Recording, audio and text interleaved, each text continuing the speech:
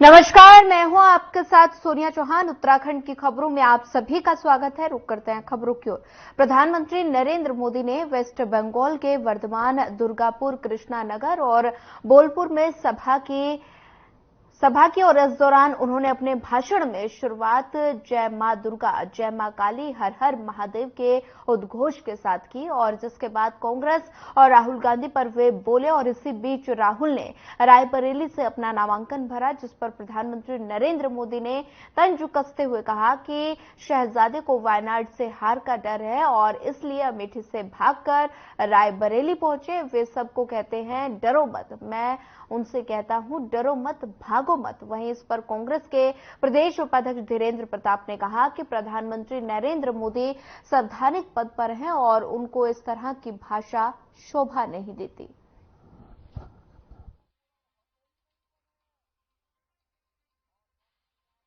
गांधी परिवार पर परिवारवाद का आरोप लगाने वाले जब ये सवाल करते हैं तो मुझे बड़ी हंसी आती है, क्योंकि जो किशोरीलाल वहां पर चुनाव लड़ने में पार्टी के बहुत वफादार कार्यकर्ता हैं। मैं स्वयं उनको जानता हूं, इंदिरा जी, राहुल जी और कब से राजीव जी, कब से वो वहां पर चुनाव में पार्टी के एक कारकुन की तरह एक नंबर के अग्रिम दस्ते के सिपाही के रूप में अमेठी का वहां पर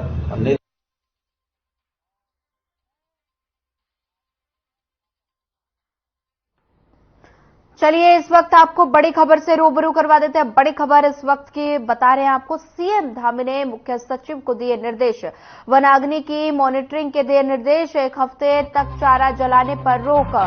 बड़ी खबर, अहम जानकारी, शहरी निकाय को भी दिए निर्देश, ठोस कूड़े को वन के आसपास जलाने के रोक। बड़ी खबर, अहम जानकारी आपके टेलीविजन स्क्रीन पर।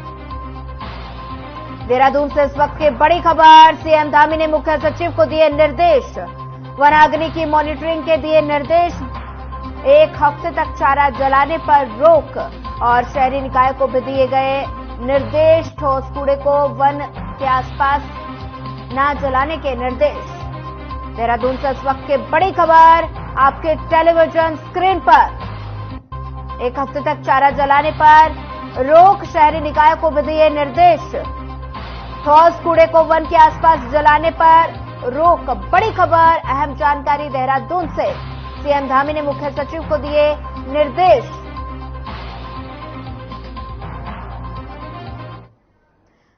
देवभूमि उत्तराखंड में वनाग्नि के मामले लगातार देखने को मिल रहे हैं और जिसे लेकर सभी जिलों के डीएफओ को वनाग्नि के लिए नोडल अधिकारी नियुक्त किया गया और इस बात को लेकर उत्तराखंड वन विभाग के हॉफ डॉक्टर धनंजय मोहन ने कहा कि सभी नोडल अधिकारी आग बुझाने की गतिविधियों का प्रबंध करेंगे और साथ ही उन्होंने कहा कि हमारी पूरी कोशिश रहती है कि कम से कम समय में आग से प्रभावित क्षेत्र में पहुंचकर आग को बुझाने में सभी संसाधनों का इस्तेमाल करें।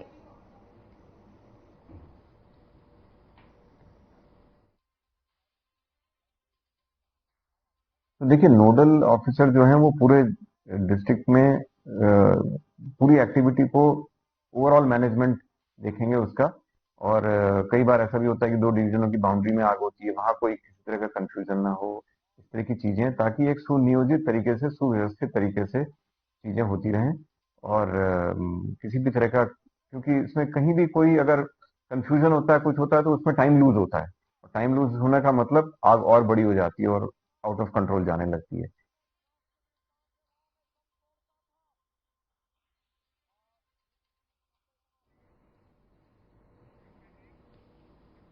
आगामी चारधाम यात्रा में यात्रियों के इलेक्ट्रिक वाहनों के लिए आवागमन होने को देखते हुए गढ़वाल मंडल विकास निगम ने अपने सभी गेस्ट हाउसों में चार्जिंग स्टेशन उपलब्ध कराने की तैयारी कर रहा है और इस बात को लेकर गढ़वाल मंडल विकास निगम के महाप्रबंधक दयानंद सरस्वती ने कहा कि चारधाम यात्रा के रास्ते में आने वाले निगम के गेस्ट हाउस में चार्जिंग स्टेशन यात्रियों को उपलब्ध कराए जाएंगे और साथ ही उन्होंने कहा कि इसका टेंडर फरवरी महीने में कर लिया गया था और अब पूरा प्रयास है कि चारधाम यात्रा शुरू होने से पहले यात्रियों को सभी गेस्ट हाउस में चार्जिंग स्टेशन की सुविधा दे पाए।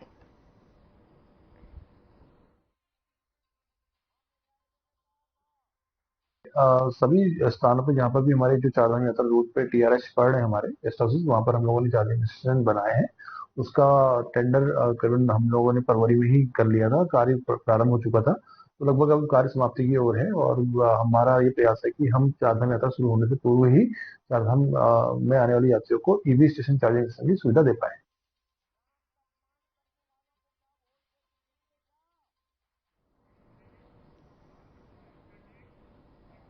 चारधाम यात्रा को लेकर परिवहन विभाग एक्शन मोड में नजर आ रहा है। आरटीओ चारधाम यात्रा में तैनात कांस्टेबल को ट्रेनिंग दे रहा है। आरटीओ प्रशासन सुनील शर्मा ने कहा कि यात्रियों की सुरक्षा को देखते हुए कांस्टेबल और परिवहन अधिकारियों की सभी जिलों में ड्यूटी लगाई गई और साथ ही उन्होंने कहा कि होमगार्ड और पीआरडी जवानों की भी तैनाती की गई।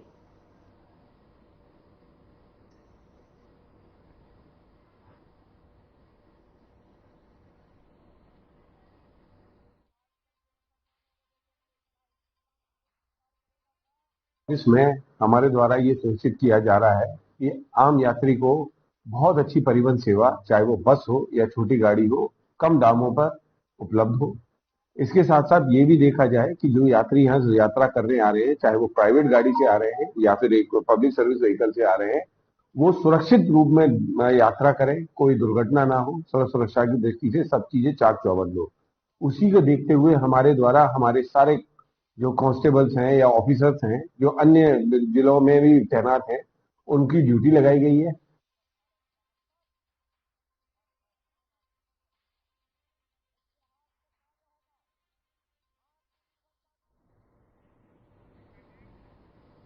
पाकिस्तान से 234 हिंदू श्रद्धालुओं का जत्था हरिद्वार पहुंचा और हरिद्वार रेलवे स्टेशन पर सभी लोगों का बैंड बाजों और फूल मालाओं के साथ भव्य स्वागत किया गया। 3 दिन तक हरिद्वार में रहकर सभी पाकिस्तानी श्रद्धालु यहां गंगा स्नान और मठ मंदिरों के दर्शन करेंगे और उसके बाद फिर से पाकिस्तान के लिए रवाना हो जाएंगे।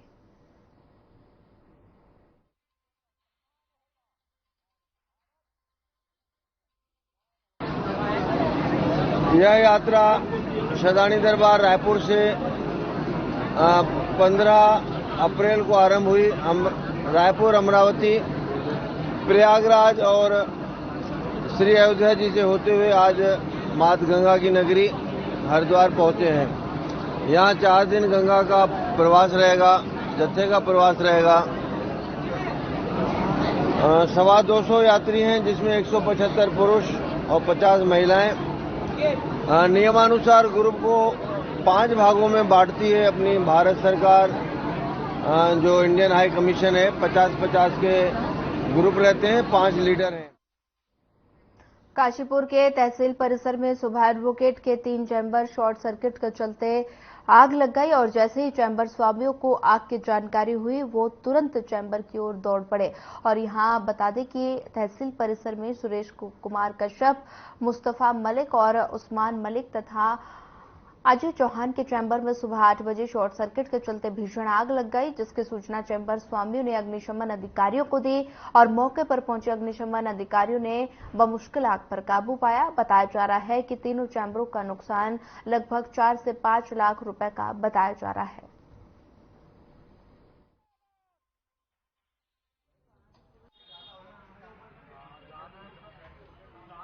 शॉर्ट सर्किट की वजह से आग लग गई है और नुकसान का भी पूरा आकलन तो हुआ नहीं है, मगर जो है इनके सुरेश जी का चैम्बर है, मोहम्मद उस्मान जी का चैम्बर है, इन 2 चैम्बरों में ज़्यादा नुकसान हुआ है और इनका चैम्बर अजय जी के चैम्बर में थोड़ा कम नुकसान हुआ, लाखों रुपए का नुकसान। तो सर, इसकी क्षतिपूर्ति के लिए क्या आगे कदम रहेगा सर? अब क्षतिपूर्ति के लिए आगे देखते हैं, विचार विमर्श करेंगे आपस में कैसे करा जाए, उसी हिसाब से काम। चैम्बर आने का जो समय होता है, नाश्ते पानी का जो समय होता है, वो समय फोन आया तो मैं फ़ोन उठा नहीं पाया।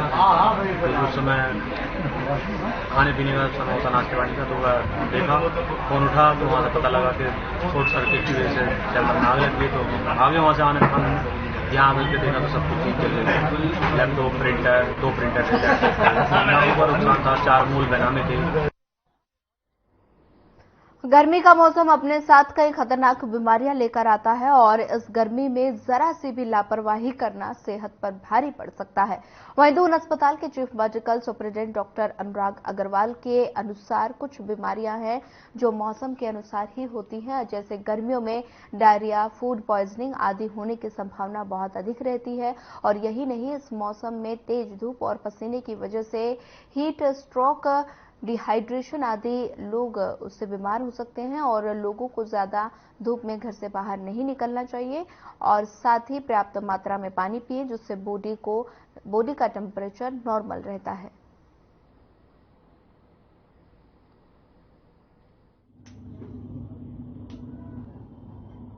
हाँ, देखिए, बिल्कुल गर्मी बढ़ने के साथ पानी की कमी शरीर में, क्योंकि पसीना बहुत आता है और हम लोग पानी पीने से कहीं ना कहीं या तो अवेलेबिलिटी की वजह से या बचते भी हैं। तो ऐसे में एक तो पानी की मात्रा जरूर बनाए रखें शरीर में, तो गाय बगाए पानी पीते रहें। इसमें मौसमी फल, जो भी आपके तरबूज, खरबूज और खीरा, ककड़ी, इस तरह के फल आते हैं, तो उनका भी अच्छी मात्रा में सेवन करें। और आप छतरी का यूज कर सकते हैं, दुपट्टे का यूज कर सकते हैं, गमछा है। पूरी बाजू के कपड़े लगते हैं सुनने में, लेकिन गर्मी में क्योंकि वो आपकी त्वचा को एकदम गर्म होने से रोकेंगे, तो पूरी बाजू के कपड़े पहनना काफी एक अच्छा उपाय हो सकता है। लापरवाही से सेहत पर असर पड़ सकता है और साथ ही गर्मी के मौसम में पर्याप्त मात्रा में पानी पिए। गर्मी के मौसम में बीमारियां कॉमन हैं और इसी को लेकर लापरवाही से सेहत पर असर पड़ सकता है और साथ ही गर्मी के मौसम में पर्याप्त मात्रा में पानी पिए। ज्यादा से ज्यादा पेयजल पदार्थों का सेवन करें और लापरवाही से सेहत पर असर पड़ सकता है। गर्मी के मौसम में पर्याप्त मात्रा में पानी पिएं। उत्तराखंड के जंगलों की आग निरंतर भड़कती जा रही है और जब तक वनों में आग लगने की 64 से अधिक घटनाएं सामने आ चुकी हैं और साथ ही गढ़वाल में 30, कुमाऊं में 29 वन्यजीव क्षेत्र में 5 जगह जंगल। यशपाल आर्य ने चिंता जाहिर करते हुए कहा कि आग लगने के कारण उत्तराखंड के वनों को नुकसान होने के साथ ही वन्यजीवों और पर्यावरण पर भी खासा असर पड़ रहा है और साथ ही उन्होंने कहा कि वनाग्नि की वजह से जल स्रोत सूखे जा रहे हैं। ऐसे में सरकार की कोई ठोस कार्य योजना नहीं है।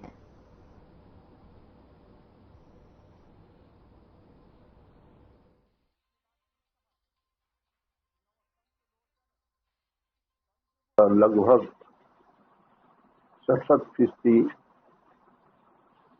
आबादी का क्षेत्र जंगल में निहित है और लगातार प्रदेश के जो जंगल हैं भदक रहे हैं, तो जो जीव जंतु हैं उन पर भी गंभीर खतरा मंडरा रहा है।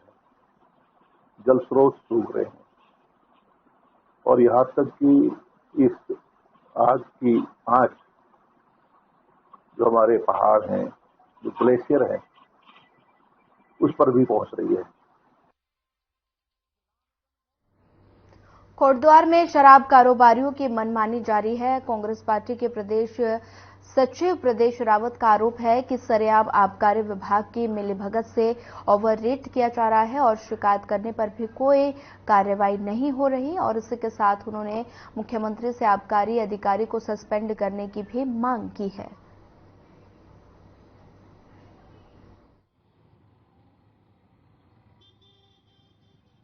वो उनकी मिलीभगत है, जो शराब के दुकानदार है, कारोबार करते हैं, उनसे मिलीभगत है। निश्चित रूप से इसलिए कह रहा हूं क्योंकि ओवर रेट जनता को लूटा जा रहा है, उपभोक्ताओं को लूटा जा रहा है और आबकारी विभाग सोया हुआ है। अवैध शराब बिक्री है, आबकारी विभाग सोया हुआ है। तो इसका सीधा सीधा आबकारी जो यहाँ पे इंस्पेक्टर है वो भ्रष्ट है, वो उनके साथ मिला हुआ है, जिससे कि अवैध शराब बिक्री है। और जो ओवर रेट बेच रहे हैं वो दुकानदार, उनमें कोई कार्रवाई नहीं। आप एक कार्रवाई बता दीजिए, ओवर रेट की कितनी शिकायतें मिल रही है, एक कार्रवाई अभी तक नहीं की गई। और मैं इसके दोषी जिला आबकारी अधिकारी भी मानता हूं, वो भी उनसे मिला हुआ है। ऐसे भ्रष्ट अधिकारियों को तत्काल सस्पेंड किया जाना चाहिए।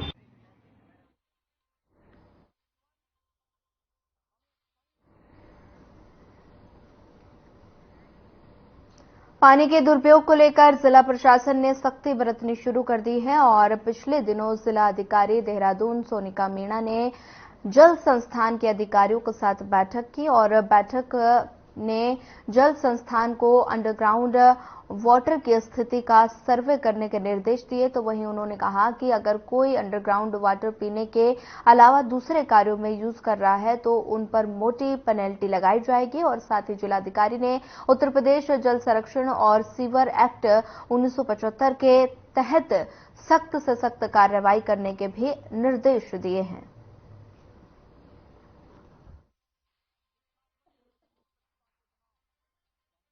आज भी मेरे द्वारा बैठक ली गई है और उसमें यही इंस्ट्रक्शन है कि जितना भी जहां पे भी एक तो लीकेज के इशू आते हैं सबसे ज्यादा, जो मेन शहर में ही हमारा इशू है, ग्रामीण क्षेत्र में अभी ऐसा पानी का कोई इशू नहीं आ रहा है, लेकिन दोनों ही क्षेत्रों में ग्रामीण और अर्बन में यही इंस्ट्रक्शन है कि एक तो कहीं लीकेजेस ना हो, कहीं अगर पानी की वेस्टेज हो रही है तो नोटिस दिए जाएं और साथ ही साथ जहां भी कहीं हमारी जो पेयजल योजना है कहीं उसको मेंटेनेंस की रिक्वायरमेंट है या कोई रिक्वायरमेंट तो तत्काल कर लें, जिससे कि लोगों को पेयजल जो ये आने वाला सीजन है उसमें असुविधा ना हो।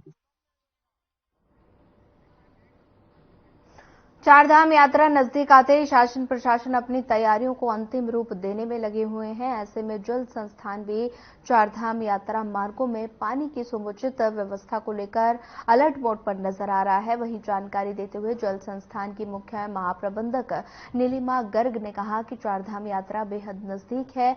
ऐसे में जल संस्थान की तरफ से चारधाम मार्गों में पानी की समुचित व्यवस्था करने के लिए तमाम अधिकारियों को निर्देशित किया गया। हालांकि नीलिमा गर्ग ने कहा कि हेमकुंड मार्ग पर अभी भी कुछ कार्य बचे हुए हैं जिनको 10 मई तक पूर्ण कर लिया जाएगा।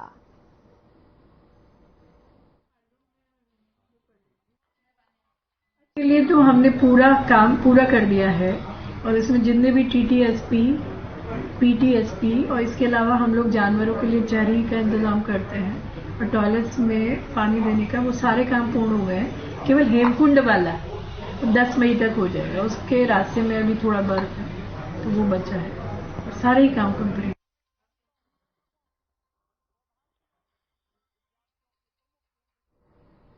जनपद उधम सिंह नगर के खटीमा में भारत नेपाल सीमा स्थित झनकिया शाद्रा नहर के पास निजी होटल मैनेजमेंट का एक छात्र अपने दोस्तों के साथ घूमने गया था। वहीं एनडीआरएफ, एसडीआरएफ, जल पुलिस, स्थानीय पुलिस की टीम ने संयुक्त रूप से कड़ी मशक्कत के बाद चौथे दिन युवक का शव घटनास्थल से लगभग 500 मीटर की दूरी पर बरामद किया और पुलिस ने शव को कब्जे में लेकर पोस्टमार्टम और आवश्यक विधिक कार्रवाई के बाद परिजनों को सौंप दिया। वहीं घटना की सूचना पर जिलाधिकारी उदयराज सिंह, एसडीएम रविंद्र सिंह बिष्ट और अन्य अधिकारियों ने अस्पताल पहुंचकर घटना का जायजा लिया और परिवारजनों को कार्रवाई के बाद नियमानुसार सहायता राशि देने की भी बात कही।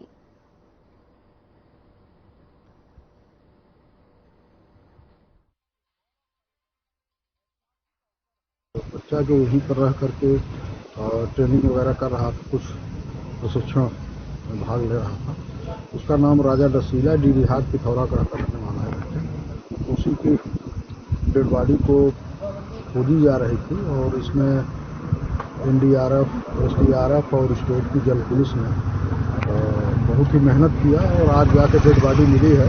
तो मैं भी आज चला ही था कि जरा ऑपरेशन को मैं देखूं वहाँ मौके पर, तो मुझे आधे रास्ते ही ये सूचना मिल गई कि डेड बॉडी मिल गई है, लेकिन मैंने कहा कि चल के पहले देख लें कि ये माज ही करा दिया जाए।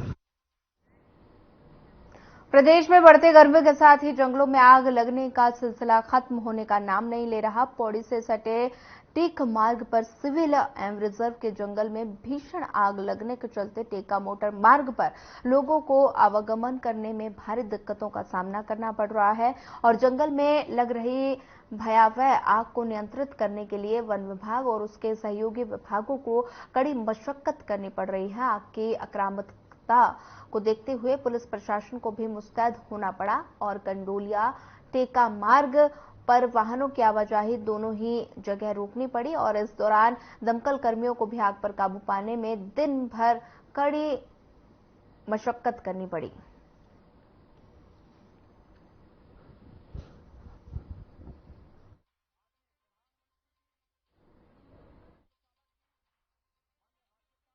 आप तब से यहाँ कानूनी में लगा हुआ है। दोपहर में हवा बहुत तेज थी, जिसके कारण इसको कंट्रोल हमने एक बार किया तो दोबारा से हवा की तरफ फैल गई और अभी हमारा स्टाफ पुनः उसको कंट्रोल करने लगा हुआ है। बेसिकली इसमें हमारी प्रायोरिटी यही है कि किसी के जान माल का नुकसान नहीं हो, चाहे वो गांव के लोग हों, चाहे वो हमारा स्टाफ जो इस फायर डाउजिंग प्रोसेस में लगा हुआ है उसके वो लोग हों, चाहे कोई भी और अन्य व्यक्ति हो या कोई भी जो है इसमें जानवर हो, किसी का भी ऐसे जानवर का नुकसान ना हो, ये हमारी प्रायोरिटी है। उसके बाद अपना 100% से ऊपर एफर्ट देकर हम इस जंगल की आग को इसमें बुझा रहे हैं। इसमें कहीं कहीं हमें गांव वालों का अच्छा सहयोग भी मिल रहा है और डिपार्टमेंट का सहयोग भी इसमें प्राप्त हो रहा है, जिसमें फायर डिपार्टमेंट है या रेवेन्यू स्तर के जो अधिकारी हैं। लेकिन किसी किसी गाँव में सहयोग ना उस अपेक्षाकृत कम सहयोग प्राप्त होने की वजह से वहां पर थोड़ा सा समय लग रहा है। आपने देखा होगा कि बदली होती है, आते रहते हैं जाते रहते हैं। हम लोग तो वही है ना, हम हर बार जो है कि सुझाव देते हैं वन विभाग को तमाम। आपने देखा होगा पहले गिने चुने कभी कभी लगती थी आग, तो बिना पूछे हुए महिलाएं गाँव आग बुझाने जाती थी, उनका इंटरेस्ट होता है।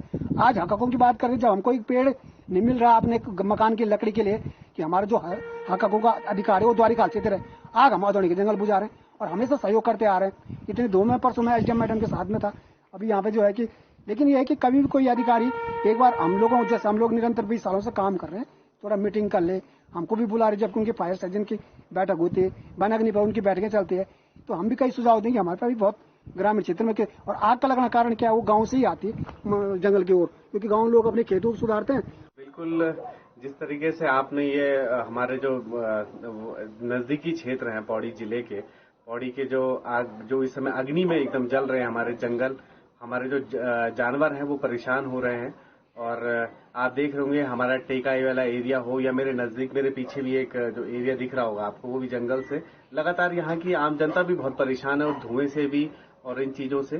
तो मेरा सरकार से निवेदन है, प्रशासन से निवेदन है कि ये सारे अपने मेन वन विभाग के प्रशासन से कि वो वाकई में बहुत शिद्दत से इस काम को कर रहा है। मैं उनका भी आपके चैनल के माध्यम से धन्यवाद करता हूँ वन विभाग का। चारधाम यात्रा शुरू होने से पहले हरिद्वार के ट्रैवल कारोबारियों ने व्यवस्थाओं को लेकर प्रदर्शन किया। रजिस्ट्रेशन में सीमित संख्या के बाध्यता को समाप्त करने की मांग की गई और हरिद्वार के सैकड़ों ट्रैवल कारोबारी बैंड बाजी के साथ जिला पर्यटन कार्यालय पहुंचे और जमकर नारेबाजी की। ट्रैवल कारोबारियों ने बताया कि राज्य सरकार ने चारधाम यात्रा में जाने वाले श्रद्धालुओं की संख्या सीमित कर दी है।